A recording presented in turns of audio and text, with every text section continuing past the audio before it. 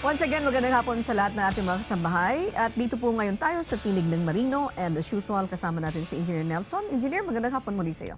Yes, magandang hapon sa iyo, Ann, at magandang hapon naman sa lahat ng ating mga viewers. Pag-usapan natin ang tungkol dito sa United Filipino Seafarers. You are the president of this, president and founder.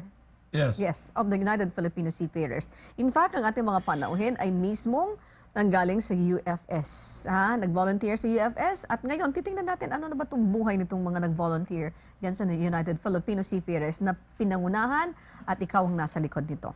Yan, Engineer? Yes. Allow me to ask question. Yan. Ito ating guest. Yes. On Yes. your right is Chief Engineer Jimmy Ingito. At ito naman ay si Second Engineer Alan Coronado. Okay. Ang unang tanong ko kay Engineer, bakit kayo lumaki ng ganyan? Dahil yung sa barko naman, Masarap ba sa barko? ang mga pagkain doon halos karne. Aha. Talag paminsan-minsan lang mag-isda. Aba, kayo po ay right now ay nagtatrabaho bilang seaman. But first and foremost, kayo po ay dating volunteer ng United Filipino Seafarers. Konting background po doon sa ating mga nanonood ngayong hapon. Paano kayo napunta sa United Filipino Seafarers? Let's start from the young.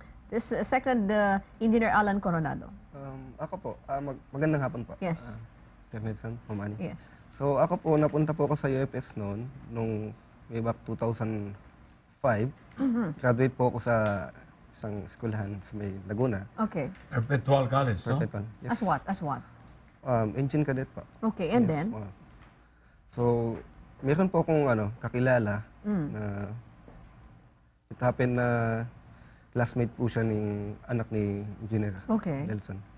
So, yun po, pinakilala po ako doon kay Sir Nelson. Then, pina-exam po ako doon sa UFS. And then, nakapasa.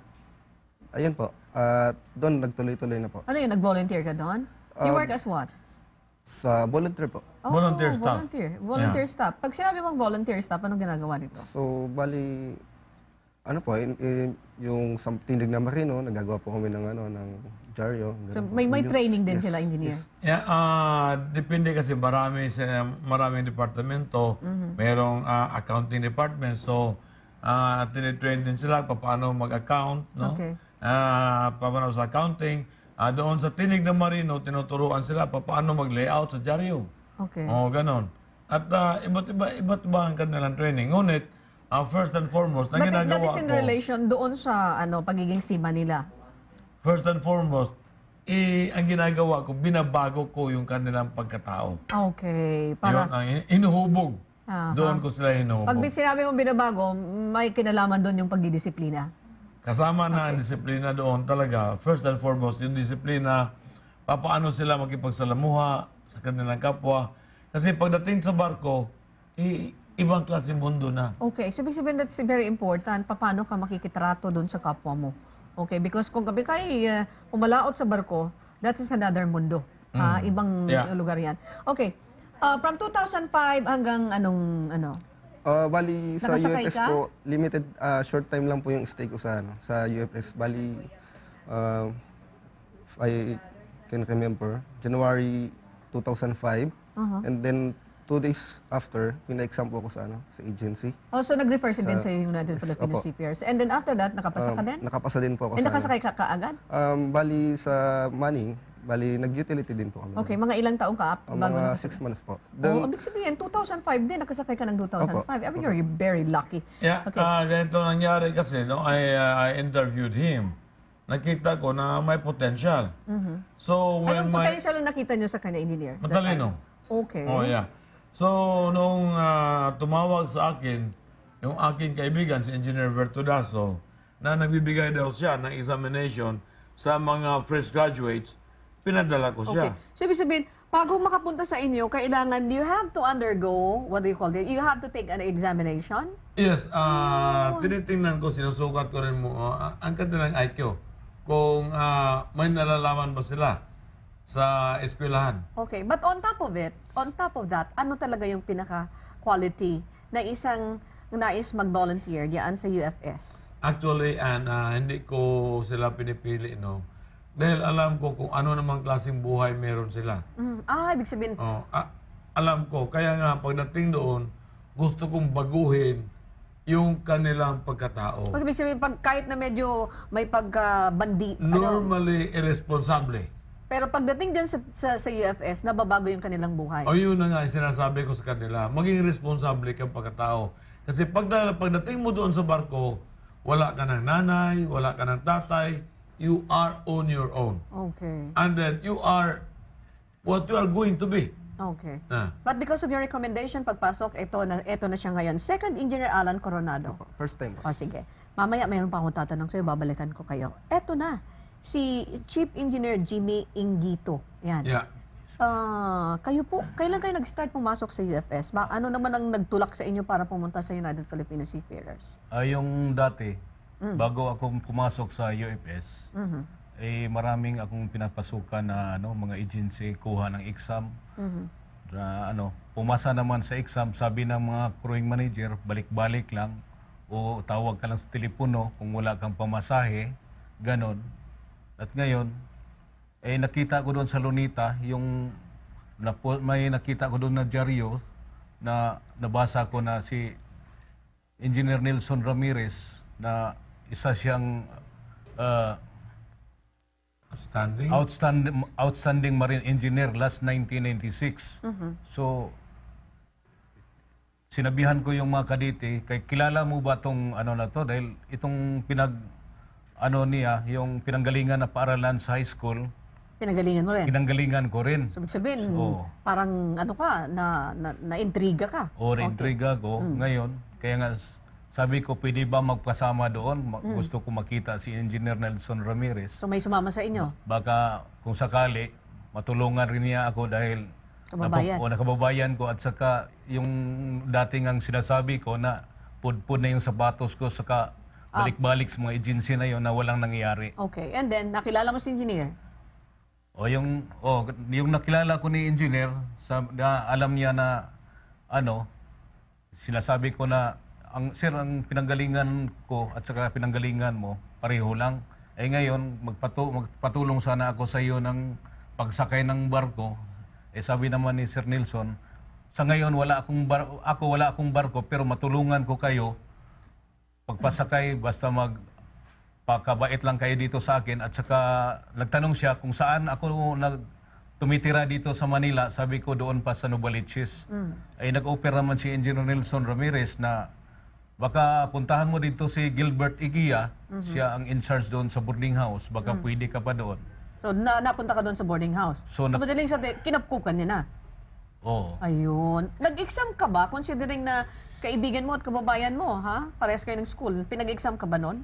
Hindi na ako pinapa-exam ni Engineer Nelson Ramirez noon. Dahil nakita niya, pinapakita ako na galing ako may experience na ako sa Philippine National Oil Company. Tanker pa rin. So, ibig sabihin, na-exempt na siya doon sa examination? Yeah, may experience pala siya sa Inter-Island. I see. So, exempted na siya because of his experience. Yeah. Okay. Anong nakita niyo sa kanya, engineer? Sabay isang magulong tao o tapos nahubog yung kanyang pagkatao and then later? Yeah, medyo mahihain ito si Jimmy nang makita ko. Okay. So, anong klase paghubog ang ginawa ng UFS dito? Kailangan bang paluin ng yantok or what? Hindi, kaya nga, tinuturuan ko sila na paano makiharap, paano manamit, paano mag-apply. Okay. Ayun, paano sumagot sa telepono. Kasi sabi ko, bago kayo mapunta, kapag sa opisina, kailangan matuto kayo sa mga bagay na to. Okay, ano bang training ang binigay ng United Filipino Seafarers na medyo nahirapan ka at sinabi mong, ayoko na, back out na ako, stop na ito, hindi ko nakakaya. But bago niyo po sagutin yan, Chief Engineer Jimmy Ingito, we will pause for a break to give way to our sponsor.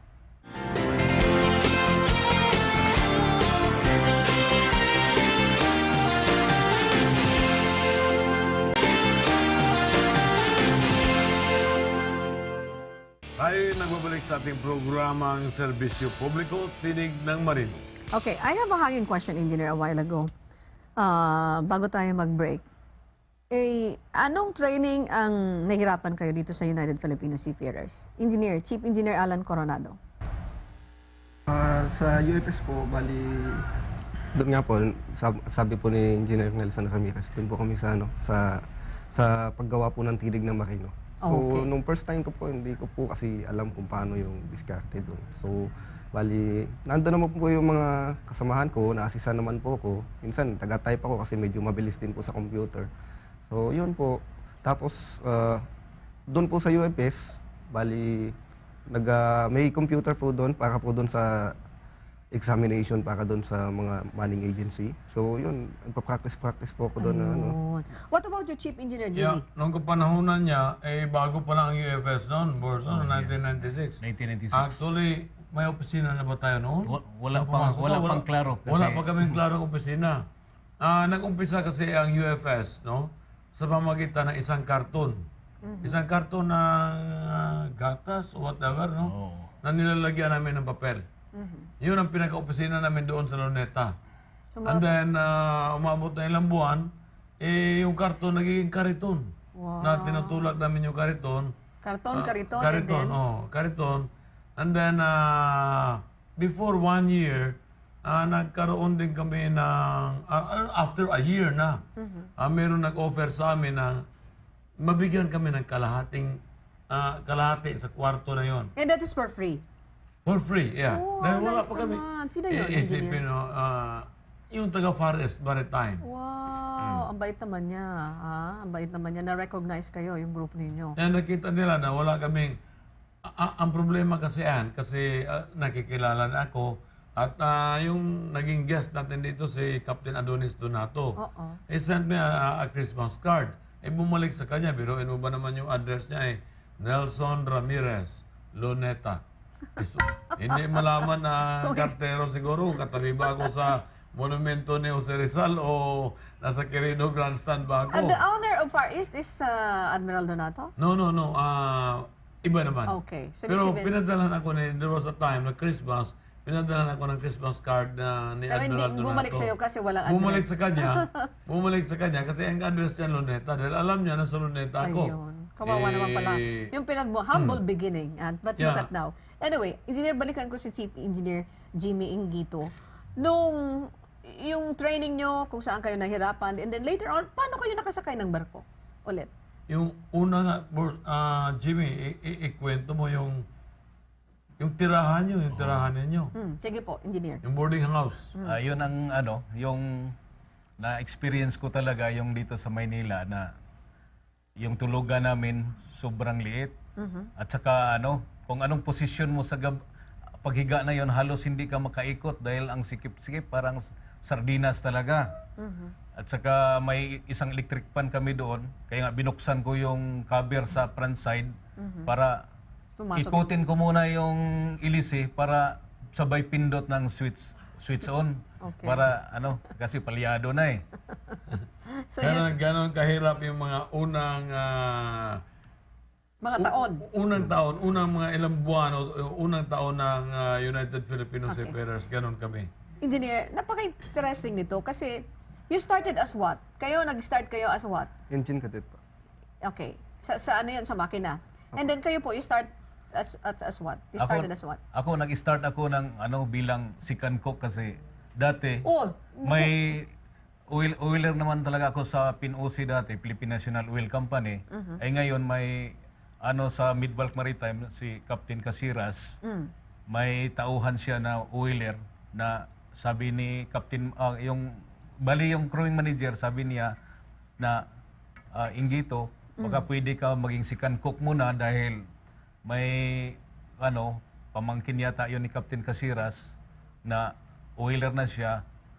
Bali ex-crew dito doon sa kumpanya na yon. Baka Yun pwede muna. ka. Sabi ko, okay na yan dahil so you started as second cook. Yes, Anyway, second cook. ano yun, naitulong sa inyo ng UFS na para makapag-apply kayo? Ni-recommend ba kayo or what? Ito naman si Engineer Nelson, yung kasi sinabi ko naman ni Sir, gusto ko na makasakay dahil may pamilya ako. Sabi ni Engineer Nelson Ramirez na, sige, ano ba yung agency mo na saan ka naka-assign? Sabi ko doon sa Mid-Bulk Maritime. Kaya nga tinawagan niya si Captain Casiras. Buhay pa ba yun, engineer? Yeah, nandiyan pa. Pwede siguro makuha nating sponsor yan. Anyway, go. Sige po. Sabi naman ni Captain Casiras na ano ba yan, may ano ba yan, experience ba? Na ano, sabi naman ni Engineer Nelson Ramirez, may ano na to, experience na sa Pinosi, na galing to tanker, kaya nga binigyan ako agad ng ano. So nakasakay ka kaagad? Oo, nakasakay ako agad. Paano kayo? Chief engineer na kayo ngayon, ha? Bigatin na kayo, ha? Siyempre, nabago na yung buhay nyo. Magkano ba yung kinikita na isang chief engineer? Mayroon ding mga kulang-kulang 400,000. Ha? Ba? Ito palang dapat magpa-pizza. Kalahating, kulang-kulang kalahating milyon. Ganon nga daw, yung kanilang mga kapitbahay, halos hindi maniniwala na ganon yung sweldo niya. Sabi ko, ay natural yan, Jimmy, kasi ang pagkakaisip nila, kung pagkakilala nila sa'yo, ikaw yung batang nilalakad na halos hindi makabili ng chinilas noong araw. Ngayon, nakikita nila na, uy, may bagong D-Max na naman si Bobords sa Palayaw. May bagong D-Max. Uy, nagpatayo na naman ng bahay, nagpatayo na naman ng apartment. Okay. Tuloy-tuloy yung So, I will ask bumili na naman ng ilang ektaryang lupa. Okay. Nabago talaga yung buhay ninyo. Nabago.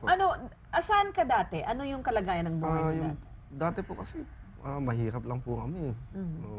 So, asan ka na ngayon? Mayroon ka ng townhouse o Hindi ano? po, may bahay na po. May sarili ka ng May bahay? sarili na po. Outside Metro Manila or? Outside, sa Laguna. Sa Laguna. Laguna. Ayun. Kasi taga Laguna siya. So, more or less, manghuhula ako. Siguro yung worth ng bahay mo nasa 10 million. Hindi po. Hindi naman, 5 million. Hindi naman po. Hindi ako maniniwala na walang 5 million. Sige. Si ano naman, si Chief Engineer.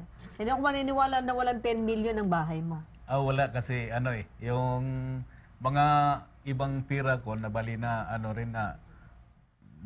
bumili ako ng Mga lupa. lupain, palayan, mga niyugan at saka dalawang Marami bahay ng na rin lupa ako to, na nakapagpatayo ka na ng dalawang pinatayuan ko bahay. na yung dalawang anak ko na Ang mga bahay. kung mag-asawa man sila, may tig-isa na silang bahay.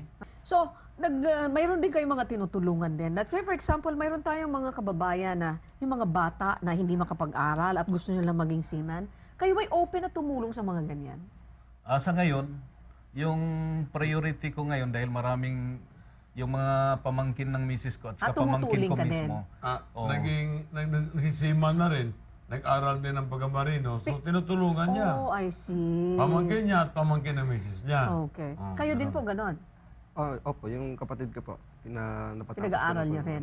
napatapos ko na po ng pag-aaral. I see. Ilan pa ang gustong magpa-sponsor sa inyo? Ay, graduate na po yung mga kapatid ko. Ayun. Okay. Wala na. Engineer, Itong may kagandahang kwento kay Alan, no? Gawa ng ito siya ay graduate sa Perpetual. Kung maalala mo si Admiral Tamayo. yes, I remember Yeah. him. Yeah. Ito ang produkto ng Perpetual, no? Pero noong araw, wala pa yung Perpetual. Mahina yung kanilang marine engineering. Hindi kilala. And he is the first graduate of that school na pagkuha ng examination, hindi nag-top 10. Nag-number 1 lang naman. Oh. Nag-number 1 lang naman talaga. And Tinalo niya yung mga ibang mga talaga eskwelahan na kilala, no? Admiral Tamayo still there. Nandoon pa rin siya. Yan, nandoon pa rin. Okay. Si Admiral Tamayo. Yan. Sandali lang. We will pause for a break again to mga kasambahay to give way to our sponsors. Magbabalik po kami.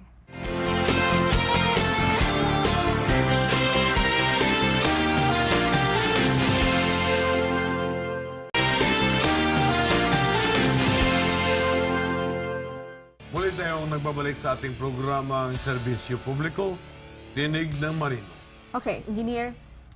Ngayon na narating na ninyo ang inyong pangarap sa buhay, ano naman ang ginagawa nyo para sa mga baguhang UFS volunteers, yung mga cadets na nandiyan sa opisina ng United Filipino Seafarers ngayon? Let's start from Second Engineer Alan Coronado. The usual way po na pag umuwi po kami, bali nagbibigay po kami ng konting tulong po doon po sa mga members po ng UFS kasi Sa volunteer staff. sa hirap yeah. po talaga ng buhay, sa pag-stay nila sa Manila, kailangan talaga nila ng panggastos. So, tumutulong din po kami. Tinutulungan nyo yung mga Opo. katulad ninyo dati na mga Opo. volunteers. Ayun. Yeah, kasi isipin mo, marami dyan, karamihan talaga dyan. I Mahihirap. would say 95 or more than 95% mahirap. Naisipin mo lang naman sa pagkain pa lang. Although, yung tinitirahan nila libre na nga, no? Libre. Dahil pare-pareha naman sila natutulog sa sahig. Okay. Diyan sa UFS. Pero yung pagkain, nandyan pa rin, biruin mo, iilan yan sila, 30. Ay kung papakainin ko yan sa pera, kung wala akong perang para panggastos sa mga sa mga kadeteng yan. So sabi ko naman sa kanila, noong kapanahonan ninyo, ay meron namang tumutulong sa inyo na libre naman kayo ng pagkain dito. Pag umuwi kayo, Tulungan din naman. tulungan rin naman ninyo yung mga yan dahil dumaan din kayo dyan. Okay. Ang importante dito, ganun din siguro, I'm sure kay Chief Engineer Jimmy Ingito, ganun din siguro ang ginagawa ninyo po. O ganoon din ako na yung uuwi ako dito sa Pilipinas, ang ginagawa ko, nagbibigay ako ng mga bigas sa kanila Bigas ka para lang at saka minsan pag pag sumusundo yung misis ko dito sa Manila ay pinapadala ko ng mga tuyo kasi may kaunti rin akong fishing boat doon sa probinsya. Kaya nga para pang-ulam din sa bigas. Dagdag tulong. survival nila. Ayun, okay. Now, Engineer, napakaganda nitong kasaysayan na ito nung mga nanggaling sa United Filipino Seafarers, nag-volunteers, and then natulungan ng tanggapan mo para at least magkaroon sila ng employment, and look at them now. Yeah. Isa na silang matagumpay na mga marino, at hindi lang yun. Tingnan mo naman, kung kumikita ng kalahating milyon, may kulang-kulang kalahating milyon, talaga namang malaking bagay yan para sa kanilang pamilya at nakakatulong din sila sa iba. Now, we have few minutes left dito sa ating discussion. Kung mayroon kayong maibibigay na mga payo sa ating mga manonood, especially yung mga nagnanais na maging marino, kahit nasa ganong klaseng kalagayan sila, para mabigyan natin sila ng hope o pag-asa, ano po ang gusto niyo ipanawagan? Let's start from the board top notcher. Ayan. Board top notcher ka pa. Noong kumuha niyan siya ng OIC, no? Ang OIC, para sa 4th Engineer, 3rd Engineer. Ngayon, kumuha na naman ngayong bago, pero hindi siya sumali sa written examination. Sumali siya sa walk-in examination. Okay. But then, yung average na naman niya, ay normally, napakataas. yung number 1, no? 90, 90.5, 90.8, something like 91. 95 na naman yung Congratulations. Bihira ang Ang taas ng makakakuha niya, no? Bihira ang makakakuha ng 95. Okay. Congratulations. And I hope, pag nakapasa ka dyan, anong susunod mo? Third? Second Wala na, engineer tapos po. na. Second engineer din. Tapos na. Ano siya? Second engineer na, and then Kapitan na after siya? 2 years as second engineer, maging chief engineer na siya. Magiging katulad mo rin siya. Ayun. So, magiging kalahating milyon ka rin. Sana po. Ayun. Siya ngayon, magkano kinikita mo? Ngayon po, nasa 300. 300. Ito, kalahating milyon. 300. Hindi na masama. Talagang hindi masama. And then, okay. Ano ang, gaya ng katanong ko kanina, ano pong message niyo sa kanila? Anong kailangan nilang gawin? Sa mga kadete po ngayon na sabihin na po natin hindi makasakay ng barko, nahihirapan po sa pag-apply sa mga manning agency. So, konting tiyaga lang po. Dati, ganun din po kami. Nagsikap lang po kami. It so happen na nandyan po si Sir Nelson. Natulungan po talaga kami. Yun lang po, saka pagtawag lang po sa may kapal at matutupad din po nila yung pangarap nila. Okay. Dapat, kung halimbawa may pera na kayo, dapat hindi kayo nakakalimot sa Diyos. Opo. Okay. And finally, ang dating, anong sabi daw? Wala bang chanelas ito doon sa Dipolog City? May chanelas naman. Medyo may chanelas, pero hirap na hirap din talaga kasi Hirap na hirap sa buhay. Ordinary fisherman lang ang Mga papa niya. magulang. Ayun. Ngayon, yung papa niya, ay hindi na basta-basta na may malaki ng bangka na Pangisda. Ayun. Kubkuban. So, eto na ngayon. Kubkuban, kung may kubkuban ka, hindi yan basta-basta. Magkano ang halaga ng kubkuban? At I think million 1 din eh. million may get. 1 million mahigit So, din ibig yung sabihin, big time na fisherman na. correct. Dati-dati... Nabimingwit lang. Naninisid lang o whatever, no? Talagang hirap na hirap. And again, Chief Engineer Jimmy Ingito, your message po doon sa mga katulad mo din na naghirap pero mayroon silang umaasa na sila'y makakasakay din. Go ahead po. Ayun lang, mga panawagan ko sa mga baguhan na gusto silang maging successful sa profession din nila, katulad namin, ni Sikan Engineer at saka sa akin na hanggat maaari, ano rin kayo sa Panginoon natin. So, importante, hindi makakalimot sa Panginoon. Oo, Tayo, yan ang importante. Oo, nagdadasal, hindi nakakalimot sa Panginoong Diyos. Anyway, Engineer, your final message, please. Yeah, nakikita mo na sa lahat ng tao, no, sabi nila, ay, ganito talaga kami, sinubukan namin magsikap, pero wala rin nangyayari sa buhay. Hindi ako naniniwala dyan. Kung talagang ikaw ay nagsusumikap, ito ang mga masasabi natin example. At meron pa akong dadalhin dito, no? Yun si Mr. Palengke. So, isipin mo yung taong yun. Sabi niya, kung uwi daw siya sa kanila noon, sabi niya yung bahay kaya namin, parang bahay lang ito ng ibon. Parang bahay na napakahirap. Working student siya at nung grade 4 siya. Pero successful so, na siya. mahirap talaga. Ay ngayon, opisyal na rin ng barko. Very good. Okay. So, kagaya Success rin ni story. Jimmy, kagaya rin ni Jimmy na marami ng, kahit nga hindi na siya, sumakay, dahil marami ng lupa na Marami ng pwedeng, agriculture na very good. may apartment na pag bumibisita ako doon sa Dipolog City kasi yung farm ko, that is 25 kilometers Mayroon ka na away. matitirhan, unlike before. Yeah, Ayan. hindi na ako mag-hotel po, hindi na ako doon sa apartment niya. Libre na. So, I hope yung ating mga nanonood ngayong hapon ay kinapulutan niyo po ng magandang aral ang ating talakayin na may kaugnayan po dito sa mga naging resource person natin ngayong hapon with Chief Engineer Jimmy Engito and Second Engineer Alan Coronado. Engineer Nelson Ramirez, maraming salamat po. And of course, sa ating panauhin. Thank you so much. Huwag po kayong aalis because when we come back, pag-uusapan naman natin sa kaligtasan at kalusugan ang water safety. Bahagi po yan ng National Water Quality Month.